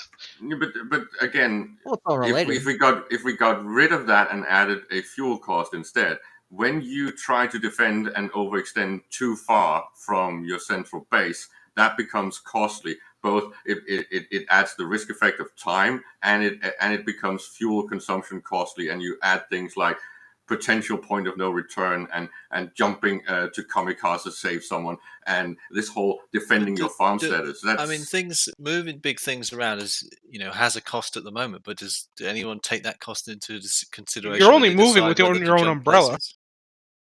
No one cares about the cost. Nobody's willing to go outside their umbrella anyways right now. Like, yeah, I know, Caleb. No one cares about the cost now, and you're just saying, well, up the cost, and I'm just saying, well, they'll just you know, at what point is the cost going to be enough for people to care? Like when it is. it's It when it depends on what is. you're defending. Well, the point where, sorry, One cycle and you make that the cost of the walk. That's what it's going to take for people in order to start using walks outside.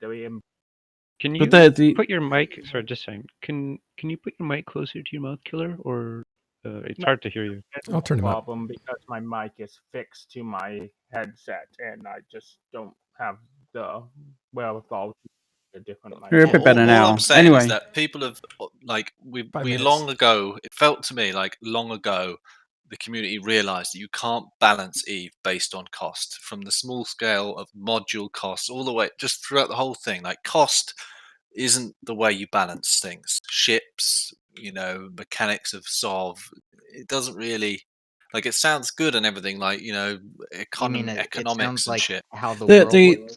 Yeah, how the world the works, right? issue. And this ain't the world. This is It a is the spaceship world, game. though. It's a It should sci-fi be. simulator. But it's important to There's a understand lot of because you guys are all missing the key point. It's not about balancing things based on cost. It's about balancing things on cost based in comparison to the other things in the same category. Yeah, not even in the same basically. category, really. Like Time is the only 'cause- currency. You know, Correct. it's the only cost that really has an Yeah. effect. That's My it. That's what Titans only cost take comes back minerals. to, because it takes time to Okay. make money. because a lot of people who like go into the whole, you know, balancing things based on cost, balances things based on cost in this own little kind of what they perceive to be some kind of, like, you know, own little area of the game that for them seems to be, you know, not connected to the rest of the game. I don't know. But that's not how it is. Like fuel. it's always connected to, you know, to the rest of the game. So If you know, think when of- you're think of it- balancing based on, you know, when you're balancing the cost of mining in R64, you have to balance it based on, you know, the relative the relative ISK making, or, you know, sort of The opportunity essentially cost. value making opportunities of any other aspect of the game, because they can be leveraged from the ground up as being, you know, alliance level stuff. If Yeah, you think of it want to this way, create it Londa, like right? If cost is really just your time playing the game, right? If you're trying to balance something based on the cost, you need to up the cost. You need to up the time that people do things. You know, up the cost That's far enough, natural. and people will just stop doing it. But this is not about cost like that. It's about if you have these things like upkeep, right, and diminishing return fuel cost for jumping. When someone has overextended and jumped too far in this week, right, to defend someone outside of the natural range of the umbrella, that cost will then be levied onto labor required to actually work the ice fields and get the fuel and get it into production. And all of these bottlenecks, what some people call tedium, but that's actually points of failure. This is where you need things like strategic reserves. This is where you need to actually figure out how much can you actually use fuel-wise each month on your activities. All of these calculations would become meaningful strategic things, and that means there's point of failures It'd in mean having that big people would empires. stop jumping so Yeah, far that they yeah, had like to they- spend they- more people time stop- than they wanted, then they'd stop moving. It Well, is a video. Like, Stagnation. it's fundamentally a video game. I mean, if you make it so unfun and so fucking miserable that nobody wants to do it, then nobody will do it. Like it's That's really why that you, simple. But that's it's not why what you this was can't about. balance Not based on unfun cost. for us. But it was not about completely nerfing it. It was to adding the ability to jump outside of what is currently normal ranges. It is to get rid of the fatigue design, because fatigue is just dumb. Fatigue It doesn't sucks. do anything emergent. It just locks you down. But you're talking about Fatigue fatigue is shit. through fuel cost. Yeah, fuel consumption and Because that's carrying something capacity that- of your ice fields. That's something that has counterplay into a different part of the game. You can harass someone's ice field mining activity, and then you can cause a ripple effect in every activity they have. You can start reffing their structures, and then they would potentially need to refuel, and refueling is more costly than continuous fuel. There's so many things. So long as to add. You know, Yeah, if it's that easy, why don't you just go into Goon Space? It's not going to work because the isotopes themselves that you use for jump fuel, you can get in highsec ice fields. I mean, I was gonna say, like, yeah, like Killer says, like, you know, it's all fair and well, like, trying to balance this in a very isolated way. But you also have to understand that there is highsec and there is the ability to buy ice with ISK. So you have to kind of balance that to make sure that it is that kind of like the effort required to do that does not fall below other ISK making opportunities that allows you to just buy that ice on the open market and ship it to you. But you guys are under this impression that there's just infinite ice when it comes to it being harvested. Somebody has to go out and do it. And there are and look, if the most if the most profitable ISK per hour thing that you could do in Eve is mine Veldspar and low quality ice in highsec, and all of you guys are playing this, Yep. Rooks and Kings game outside of highsec, why do you even It's gonna be care? fun. Remember what we did with the whole ping pong? What I'm saying Yeah. is that I mean, I don't care about any mining. people are just going to spend up. I don't play that game. Basically, You or help me make it? Right now? in max Yeah, just tank, a minute. or I need like 5 stick them minutes. in the max tank orca and just leave them AFK on the highsec. All right. Oh my God, my mic was open. Oh, you're back. Be trying to balance based on the idea that you can like interdict someone's ability to get something else. Well, why the economy is like, I don't know, on the belly of Veldspar and low level isotopes anyway when it comes to everything that you guys are talking. I mean, if that starts to be most look, if All right, that is we're gonna wrap up. So this is gonna be the last point. if that's the most profitable thing to do when it comes to making ISK, well, I mean, I don't know. It doesn't sound like you guys play a game that's surrounded by ISK per hour. It's about who can I shoot. So why do you care about, the ISK per? Because the ISK per hour is what enables us to get the next ship in order to Well, ship. I mean, we were talking about passive income, right? Because that meant we could not care about mining and stuff, but still have a reason to fight each other because you could basically fund, like Vinny was saying, you could have a specialized, what's it called, a professional army. It was basically you would have alliances that had a different model to the you have to hold space, have an umbrella so that you can raise taxes. All right, thanks everyone for coming by. Thank all the guys that were in here talking. If you want to chill out with these guys, they're still in public for a while. That is Talking Station's Discord. And thank you for watching. We're going to send you over to Extra Squishy, and we'll see you tomorrow. Take care, everyone. Love you guys. Anyway, Londa,